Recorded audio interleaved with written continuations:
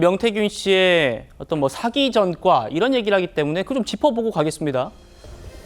명 씨가 사기 혐의로 형사처벌 받았다. 이게 지금 보도로도 나와요. 2018년 선거 여론조사 기관의 자격 없이 여론조사를 지시한 혐의로 벌금 600만 원 받았고요. 또 역시 공직선거법 위반 혐의, 김영선 전 의원의 지지 호속을 사진 등을 네이버 밴드에 올린 그런 혐의입니다.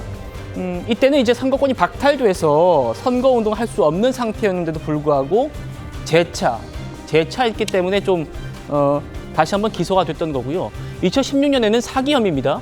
변호사법 위반 혐의. 창원시의 6급 공무원의 승진 청탁 대가, 현금 3천만 원, 골프채 등을 받은 혐의가 인정돼서 징역 10개월에 집행유예 2년, 3천만 원 넘는 추징금을 받은 인물입니다. 지금 이런 인물이 우리 정치권을 뒤흔들고 있는 겁니다. 대통령실 얘기를 들어보면 정말 헛소리다, 허풍 가득한 사람이다 이런 얘기를 합니다. 그리고 명 씨는 김종인 위원장과 이준석의 사람이다라고 주장도 해요. 그런데 김종인, 이준석 두 사람은 또 정반대의 얘기를 하고 있습니다. 헛소리다. 명태균과의 관계를 어떻게든 희석하려고 자기네들이 상상해서 만든 것 아니냐 이렇게 얘기를 하고 있는데, 근데 또 명 씨 얘기는 또 뭐라고 하냐면요. 명 씨 얘기 또 보여주십시오. 김종인 위원장을 아버지 같은 분이라고 합니다. 이걸 보면 또 대통령실 해명이 맞아 보이기도 한데, 그러니까 또 김종인 위원장이 뭐라고 하냐면 또 선을 그어요. 나는 그런 얘기한 적 없다. 이 명태균이라는 사람이 과시욕이 있어가지고 얘기하는 것 같은데 나랑은 아무런 관계가 없다. 이렇게 얘기하니까 또 명태균 씨가 어떻게 SNS에 올렸냐면, 자, 오늘 나의 정치적 아버지가 돌아가셨다. 그러니까 자기가 내 아버지는 김종인이다.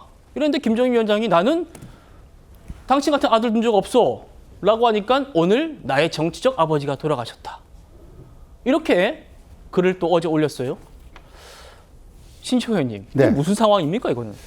그러니까 이제 명태균 씨가요, 김종인 전 비대위원장을 저렇게 정치적 아버지다 이렇게 한 거는요, 김종인 전 비대위원장이 지금 그 80대 중반인가요? 이렇게 연세가 이렇게 되시는데, 저 나이 되도록 이렇게 계속 언론에 오르는 거는 저 김종인 저 위원장만이 갖고 있는 뭔가 그런 게 있어요. 그러니까 정치권에서 흔히 얘기하는 앞을 내다보는 능력, 인사이트가 있다라는 거죠. 그러니까 거기 그 권위에 좀 자기가 기대어서 뭔가를 하고자 하는 건데, 그래서 정치적 아버지라는 표현을 쓴 건데, 그냥 단칼에 이제 김종인 위원장께서는 불쾌하셨던지 그냥 그걸 잘라낸 건데, 저렇게 또 얘기를 하고 있습니다. 근데 제가 엊그저께 저희 당 최고위원인 김정혁 최고위원 모친상이 네. 있어서 그 상가에 가서 있는데, 아무래도 명태균 씨 이야기가 많이 화제에 오르더라고요.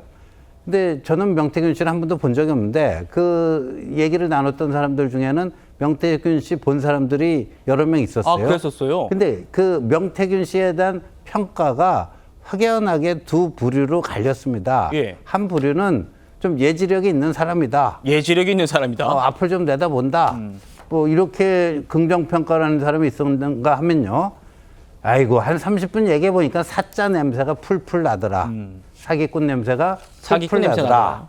뭐 하면서 그 이후로 자기는 아예 일체 뭐 연락 와도 뭐 거들떠보지도 않았다. 이렇게 극과 극으로 나뉩니다. 그래서 그 명태균이라는 인물이 과연 이제 그 대통령 부부와 어떤 관계를 맺었는가, 이게 지금 실체가 아직까지 드러나지 않고 있지 않습니까? 그게 빨리 뭐 정리가 돼야지. 네. 참 저런 인물 가지고, 아까도 뭐 공직선거법 전과 2범이고 사기 전과 1범이고 그 외에 다른 뭐가 있는지는 모르겠습니다만, 저런 인물이 하여간 이 정치권 전체를 흔들고 하는 거는 참 이거는 불행한 일이다라고 생각합니다. 예. 자, 사짜 냄새가 풀풀 난다. 이런 얘기를 한 사람이 확인됐습니다. 대통령실 해명 중에 있었던 부분인데 이건 사실로 드러난 거예요. 뭐냐면 대통령실에서 뭐라고 했냐면, 명태균이라는 사람이 위험한 인물이니까 거리를 좀 두라고 국민의힘 정치인이 조언을 해서 그때부터 안 봤다는 거예요. 이건 맞는 얘기 같습니다. 왜냐하면 그 정치인 누군지가 드러났기 때문입니다. 윤한홍 의원이라고 합니다. 윤한홍 의원이 2016년에 처음 총선 출마했을 때 이 명태균을 알게 됐고, 윤한홍 의원 경남 의원이잖아요. 이 명태균 씨도 경남에서 여론조사를 했던 분입니다. 그러니까 잘 알겠죠. 신뢰하기 힘들다 이렇게 말하고 관계를 청산하라. 박성민 최고위원님, 이 얘기는 맞는 말 같아요. 대통령실 해명. 네, 뭐 일부 이제 인사들이 좀 경고를 했다 이런 얘기는 들려요. 그러니까 이제 한쪽에서는 뭐 명태균 씨에 대해서 뭐 일절 들어본 적이 없다라고 하는 인사도 있지만 사실 암암리에는 지역이라든지 지역 정가에서는 알려진 인물이었다 이렇게 얘기하는 목소리도 있는 거고요. 또 한편으로는 뭐 대통령이 만나자고 한 자리에 갔더니 있더라 이런 목격담도 있었던 거고, 또 하나가 지금 말씀하신 대로 이 윤한홍 의원이 명태균 씨를 보고 나서 윤석열 대통령에게 당시 후보에게 이제 가까이 하지 말아라라고 했다는 거예요. 근데 좀 주목해볼 점은 이 지점에 대해서 보도했던 언론에서 보도가 더 나왔던 내용들을 자세히 살펴보니 윤 대통령이 이 명 씨에게 그랬다는 거죠. 윤한홍 의원이 왜 그렇게 자네를 싫어하나 이렇게 이제 묻기도 했다라는 겁니다. 그래서 사실 근데 이런 부분에 대해서 명태균 씨에 대해서 경고하는 인사들은 있었을지언정 사실 그 경고성의 이야기를 들었다라고 하더라도 지금 우리가 앞에서 다뤘던 내용들을 쭉 종합해보면 어쨌든 경선 이후에도 계속해서 무언의 교류가 있었던 것 아니냐라고 보여지는 정황들은 많은 거거든요.